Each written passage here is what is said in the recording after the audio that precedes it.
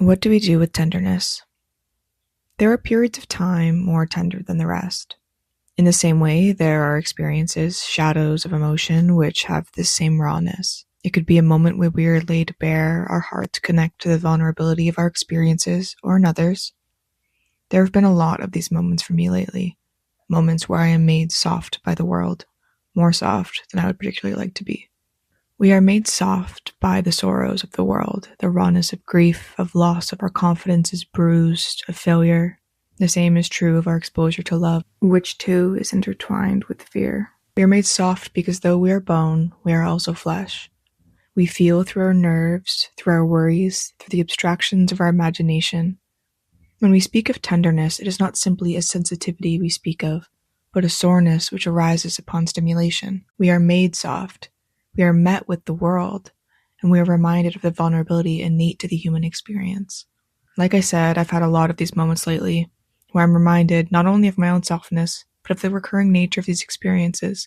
It is not simply that these moments are occurring, but that they cannot be prevented, and they will happen again.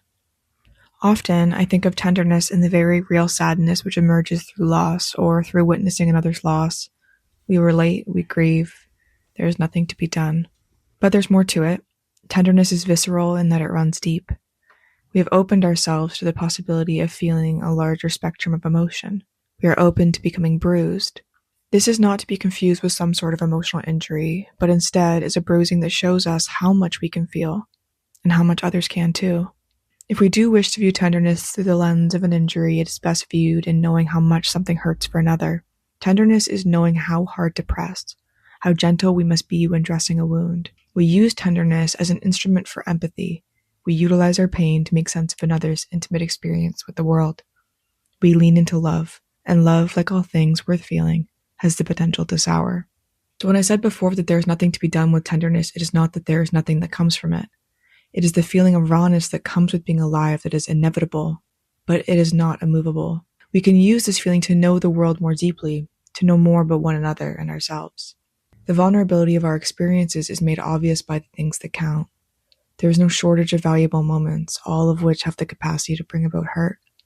Many of us are adverse to the experiences of discomfort brought through vulnerability. We want pain to stop. We wish only to feel that which is comfortable. Without tenderness, we stitch ourselves up. We decrease the risk of pain and joy altogether. In this world, we will begin to notice pain and suffering in a muted sense. We recognize pain, we turn away. We believe we can avoid hurt, and we believe the world is a rotten place that only makes us sad. The same is true in our relationships both to others and ourselves. We sense that closeness will disappoint us, or worse, prove our suspicions around our worthiness of love or other emotional trophies. We do not intend to investigate because we simply don't want to find out. We stand in the shallow end.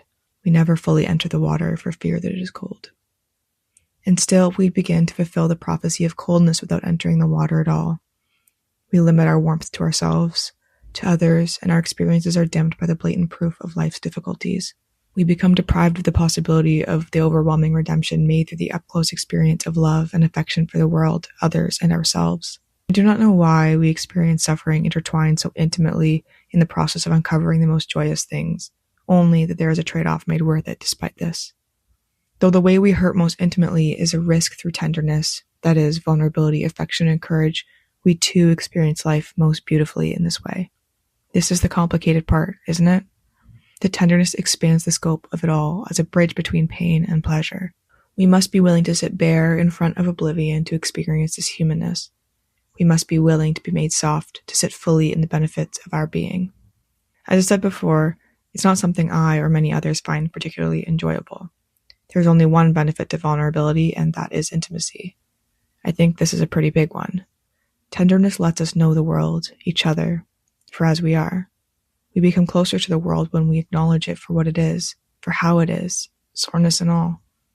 We cannot love the flower without acknowledging the fleetingness of its bloom. The same is true of one another. We must accept the experience of humanness in its full breadth, the ugliness, the beauty, the sacred sense of our belonging to one another that is revealed to us through the risk of our loneliness. So what do we do with all this tenderness? Our only good option is to become more human through it.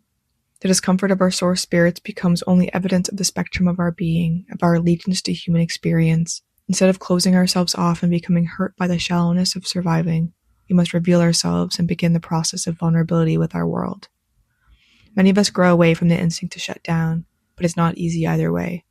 There's no reason I can give for why the best path must be the difficult one. It just is this way, and I have no explanation for its design. Yes, we are soft because, and despite our fears of hurt, many of us grow closer to the possibility of pain through our own willingness. This willingness is solely due to the value of its eventual fruit, that is, the depth of our conscious engagement with life. The world is a sore place, but it is a beautiful one. Its soreness only partially revealed through our innate loving of the world, our hurts only becoming proof of our invaluable connection to it all. So when we say our hearts are aching, perhaps we can call it the evidence of our belonging, of our hearts connected to a wider beat, a rhythm, a set of contractions and releases which pervade our being and enter the wider design of our consciousness. When we sense our humanness, that is the tenderness of our hearts and spirits, we can call it our reminder because in life we have surely forgotten.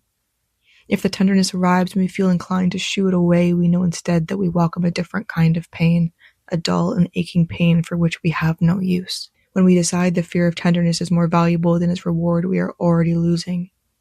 We have already lost. There is a depth to all that's living, and it is messy, weird, and uncomfortable, which in itself defines the way of things to be orderly, normal, and experiential. What a blessing it is to remember the way of things.